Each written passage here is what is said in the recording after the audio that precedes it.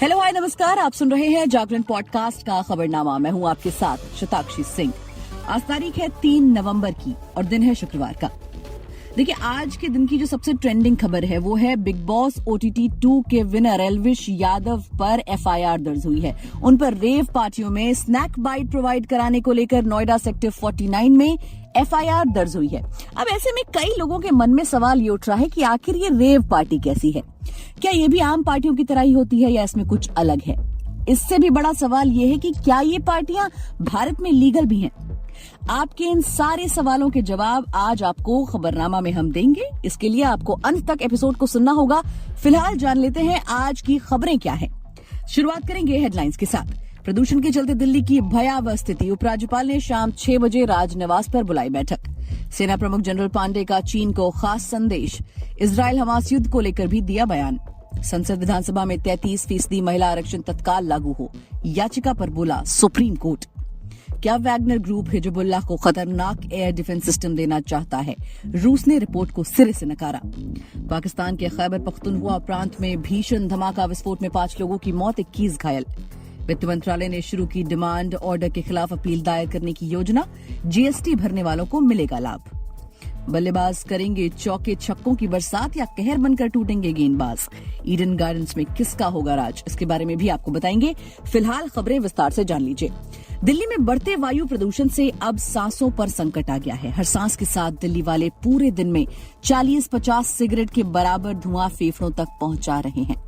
Gas chamber में बदल चुकी दिल्ली ने लोगों का जीना मुहाल कर दिया है। बाहर क्या, अब तो लोगों को घरों में भी सांस लेने में परेशानी, आंखों में जलन का सामना करना पड़ रहा है। दीपावली में अभी 9 दिन बचे हैं, लेकिन दिल्ली NCR की हवा अभी से दम घोटू हो गई है और सभी शहर रेड जोन में पहुंच गए हैं। इस सीजन में दिल्ली के AQI ने 800 का आंकड़ा भी पार कर दिया। सुबह सुबह जहां लोधी रोड पर AQI 500 के पार पहुंच गया, वहीं सुबह 10 बजे के आसपास आनंद विहार का AQI 865 मापा गया। वहीं नोएडा सेक्टर 82 का वायु गुणवत्ता सूचकांक यानी कि AQI 558 दर्ज किया गया है, जो कि शहर के लिए काफी भयावह स्थिति है। उपराज्यपाल ने इसको लेकर शाम 6 बजे राजनिवास पर एक बैठक बुलाई है, जिस बैठक में इस पूरे स्थिति के बारे में चर्चा होगी। अगली खबर की तरफ बढ़ते हैं। देखिए, सेना प्रमुख जनरल मनोज पांडे ने शुक्रवार को लद्दाख सीमा से चीन को खास संदेश दिया। सेना प्रमुख ने कहा कि भारत का दृष्टिकोण सभी देशों की संप्रभुता और क्षेत्रीय अखंडता के साथ साथ विवादों के शांतिपूर्ण समाधान पर रहता है। उन्होंने कहा कि हमने हमेशा अंतर्राष्ट्रीय नियमों के पालन पर जोर दिया है।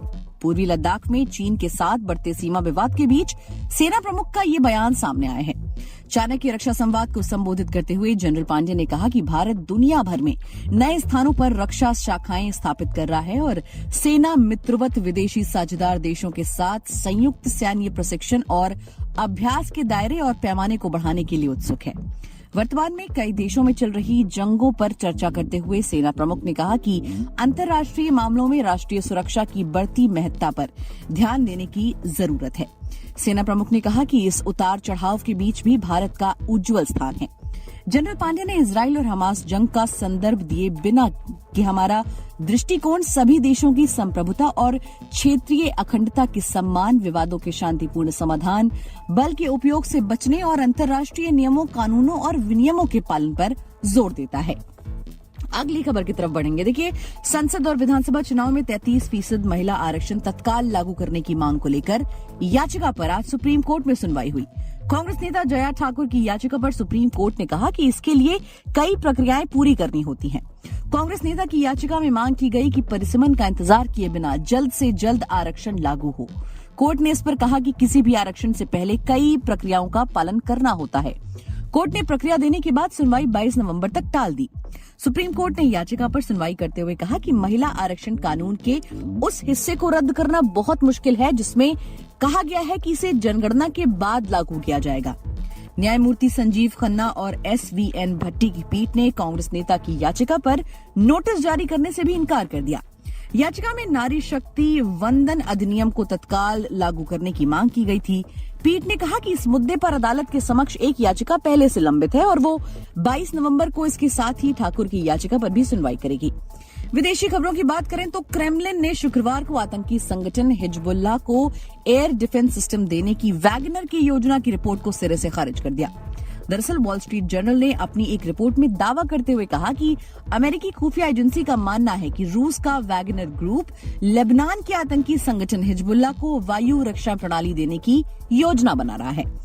क्रेमलिन ने वॉल स्ट्रीट जर्नल की रिपोर्ट को खारिज करते हुए कहा कि ऐसी बातें निराधार हैं। वहीं पाकिस्तान के खैबर पख्तूनख्वा प्रांत में शुक्रवार को एक पुलिस गश्ती दल के पास बम विस्फोट हो गया। इस ब्लास्ट में कम से कम 5 लोगों की मौत हो गई, जबकि अन्य 21 लोग घायल हो गए। समाचार एजेंसी पीटीआई ने पाकिस्तानी अखबार डॉन के हवाले से ये जानकारी दी है। डॉन ने पुलिस अधिकारी मोहम्मद अदनान के हवाले से बताया कि ये धमाका डेरा इस्माइल खान शहर में पुलिस गश्ती दल के करीब हुआ। हालांकि इस धमाके में हताहत होने वालों में पुलिसकर्मी शामिल हैं या नहीं, इसकी पुष्टि नहीं हो पाई है। वहीं बचाव अधिकारी एजाज महमूद ने कहा कि इस घटना में 5 लोगों की मौत हो गई है, जबकि 21 लोग घायल हैं। वहीं वित्त मंत्रालय वस्तु एवं सेवा कर यानी कि जीएसटी मांग आदेशों के खिलाफ अपील दायर करने के लिए एक माफी योजना लेकर आया है। केंद्रीय अप्रत्यक्ष कर और सीमा शुल्क बोर्ड के अनुसार ये योजना 31 जनवरी 2024 तक खुली रहेगी। इसे उन संस्थाओं के लिए उपलब्ध कराया जाएगा जो 31 मार्च 2023 को या उससे पहले कर अधिकारी द्वारा जारी आदेशों के खिलाफ अपनी अपील प्रस्तुत करने में असमर्थ थी। सीबीआईसी ने गुरुवार को इस योजना के संबंध में एक अधिसूचना जारी की। खेल जगत की बात करें तो वर्ल्ड कप 2023 में जीत के विजय रथ पर सवार टीम इंडिया 5 नवंबर को कोलकाता में साउथ अफ्रीका से भिड़ेगी। रोहित की पलटन श्रीलंका को 302 रन से पीटने के साथ ही सेमीफाइनल का टिकट पहले ही हासिल कर चुकी है। हालांकि टेम्बा बावूमा की कप्तानी में साउथ अफ्रीका का प्रदर्शन भी इस मेगा इवेंट में जोरदार रहा है। टीम ने अब तक खेले 7 मैचों में से सिर्फ 1 में ही हार का मुंह देखना पड़ा है। भारत और साउथ अफ्रीका के बीच रोमांचक मुकाबला कोलकाता के ईडन गार्डन्स मैदान पर खेला जाना है। ईडन गार्डन्स की पिच को हमेशा से ही बल्लेबाजों के मुफीद माना जाता है। पिच में अच्छा बाउंस होने की वजह से गेंद बल्ले पर काफी आसानी से आती है। हालांकि बल्लेबाजों के साथ साथ इस ग्राउंड पर तेज गेंदबाज और स्पिनर्स के लिए भी काफी मदद मिलती है। शुरुआती ओवरों में फास्ट बॉलर्स को पिच से मदद मिलती है तो स्पिनर्स भी दूसरे हाफ में अपना रोल प्ले करते हैं। इस विश्व कप में अब तक खेले 2 मैचों में ईडन गार्डन्स के मैदान पर तेज गेंदबाजों का बोलबाला रहा है। अभी तक लो स्कोरिंग मैच ही देखने को मिले हैं। ऐसे में भारत और साउथ अफ्रीका के बीच का होने वाला मैच काफी ज्यादा एक्साइटिंग हो सकता है। चलिए अब बात कर लेते हैं रेव पार्टी की। Big boss winner Elvish Yadav पर रेव पार्टियों में स्नैक बाइट प्रोवाइड कराने को लेकर नोएडा सेक्टर 49 में एफआईआर दर्ज की गई। ऐसे में बहुत लोगों के पास ये भी सवाल हो सकता है कि आखिर ये रेव पार्टी क्या होती है। देखिए, रेव पार्टियां पूरी दुनिया में पॉपुलर हैं। ज्यादातर इन पार्टियों में समाज का अमीर तबका ही पहुंचता है, क्योंकि इन पार्टियों में जाने के लिए इतना ज्यादा पैसा खर्च करना पड़ता है कि आम लोग इसके बारे में सोचते ही नहीं है।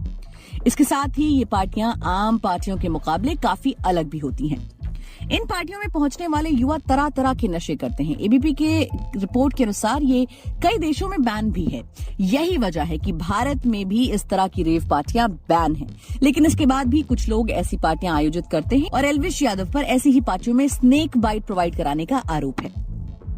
और क्या होता है इन पार्टियों में, ये जानिए। देखिए, इस तरह की रेव पार्टियों में लोग सिर्फ आम पार्टियों की तरह नाचते गाते और फूड एंजॉय नहीं करते हैं, बल्कि लोग इन पार्टियों में जमकर नशे भी करते हैं। ये नशा ड्रग से लेकर चरस, अफीम, स्नेक बाइट तक का होता है। इन पार्टियों में ऐसा माहौल बनाया जाता है कि लोग लंबे समय तक नशे में झूमते रहें। आपने फिल्मों में देखा होगा कि इन पार्टियों में किस तरह से युवा नशे में डूबे रहते हैं। आपने अक्सर, ज्यादातर इनफैक्ट फिल्मों में ही देखा होगा कि आखिर ये रेव पार्टीज क्या होती हैं। अब इस रेव पार्टी की खास बात यह भी है कि इन पार्टियों में हर कोई शामिल नहीं हो सकता। इनमें एंट्री के लिए मोटी रकम चुकानी पड़ती है। यहाँ गांजा, चरस, कोकीन, हशीश, एलएसडी, मेफेड्रोन जैसे ड्रग्स का इस्तेमाल होता है। इन ड्रग्स का असर करीब 7 से 8 घंटे तक रहता है। रेव पार्टियों में ज्यादातर ड्रग्स इसके आयोजक ही उपलब्ध कराते हैं, यानी कि जो लोग ये पार्टियां कराते हैं वो ऑलरेडी ड्रग्स को अवेलेबल करा देते हैं वहां पर। अब सवाल ये है कि ये जो शब्द है रेव पार्टी, ये आया कहां से। 80 और 90 के दशक में दुनिया तेजी से रेव पार्टियों से वाकिफ है। पहले इन पार्टियों का नाम एसिड हाउस म्यूजिक पार्टीज होता था, जो कि पहली बार 1989 में एक टीवी इंटरव्यू में जेनेसिस पी ऑरिज ने रेव पार्टीज नाम दिया इसको।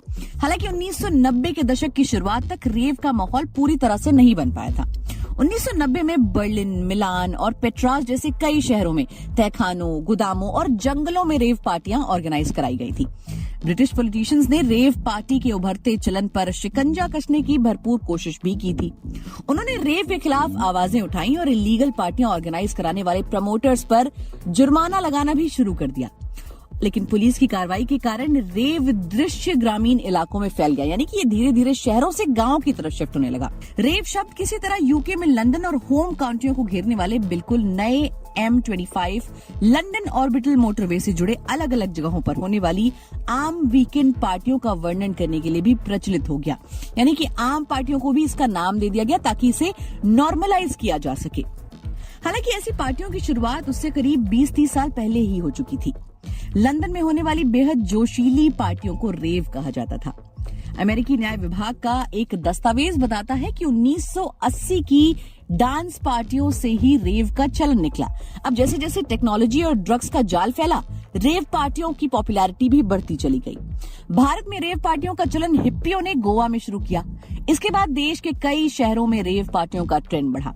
अब इंटरनेट की वजह से ये और भी आसान हो गया है। इंस्टाग्राम अकाउंट के जरिए इसकी एंट्री और कॉन्टैक्ट दोनों मिल जाते हैं। रेव पार्टियों का मतलब है फुल मस्ती। एंट्री के लिए भी अच्छी खासी रकम लगानी होती है। अंदर हजारों वॉट के संगीत पर लोग थिरकते रहते हैं। कोकीन, हशीश, चरस, LSD, मेफेड्रोन, एक्सटेसी जैसे ड्रग्स लिए जाते हैं। ज्यादातर रेव पार्टियों में ड्रग्स वहां के ऑर्गेनाइजर्स ही अवेलेबल कराते हैं। कुछ रेव पार्टियों में चिल रूम्स भी होते हैं जहां पर खुले आम सेक्स चल रहा होता है। कई क्लब्स में ड्रग्स के कुछ साइड इफेक्ट्स जैसे डिहाइड्रेशन और हाइपरथर्मिया को कम करने के लिए पानी और स्पोर्ट्स ड्रिंक्स भी अवेलेबल कराई जाती हैं। अब जब बात रेव पार्टी की आती है तो बॉलीवुड भी इससे अछूता नहीं रह गया है। कुछ दिनों पहले एनसीबी ने जिस क्रूज पार्टी पर छापा मारकर शाहरुख खान के बेटे आर्यन खान को गिरफ्तार किया था, वो भी एक तरह की रेव पार्टी ही थी, जिसे समुद्र के बीच क्रूज पर ऑर्गेनाइज किया गया था, जिसमें तमाम तरह के ड्रग्स का इस्तेमाल हो रहा था। फिलहाल इस शिकंजे में अब एल्विश यादव फंस चुके हैं और वो इसमें कितने हद तक आरोपी हैं, ये तो आने वाला वक्त ही बताएगा जब बाकी जांचें होंगी। फिलहाल इस एपिसोड में बस इतना ही। हमें दीजिए इजाजत और सुनते रहिए जागरण खबरनामा।